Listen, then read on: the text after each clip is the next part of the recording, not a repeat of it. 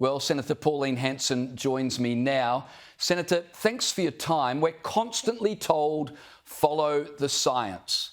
So why aren't we in Australia following the science and banning puberty blockers for children just as the UK have? There is no science here in Australia with regards to puberty blockers, and they say it's reversible. It's not. It's irreversible. There's total ignorance about the safety and effects of medical interventions. What they're doing here in Australia. Do you know that they're referring 15-year-olds are being referred for double mastectomies, and yet they will not listen to the people. The parents came to see me, the mothers came to see me to say the impact it's had on their children, and they refused. 5 times I put it up for just an Senate inquiry into it, and they refused to do it. It's just unbelievable. And you're right about the 16-year-olds on social media, but they won't have an inquiry into this. It's happening around the world, whether it be in New Zealand, Finland, UK, other countries now are starting to realise the impact it's having on the children. And do you know that here in Australia, the gender clinics in public children's hospitals in Brisbane, Perth, Melbourne, Sydney and other cities, it's introduced experimental medicine as routine treatment without any high quality data. That's what they're doing.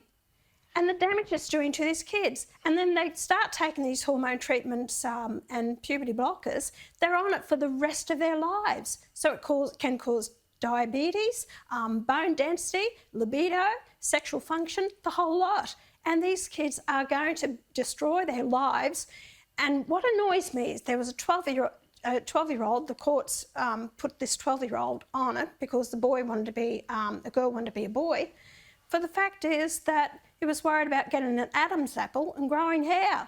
So the courts put him on that. You know, where are the parents in all this? Well, why aren't parents instead of trying to be kids, friends to the children?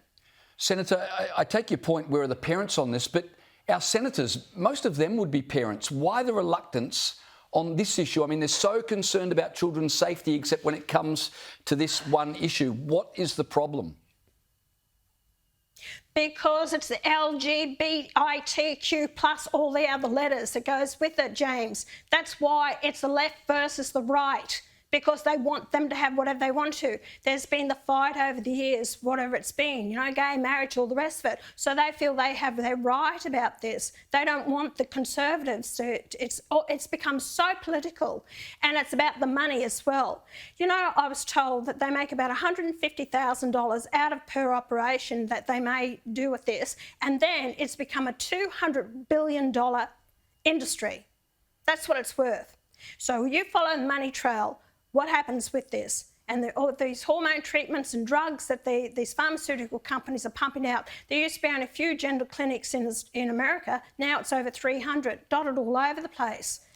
And yet they won't listen to it. So, the influence that people have over the politicians, these politicians are brain dead, and I get so angry with it, James, because this is about children's lives we're destroying. Yeah.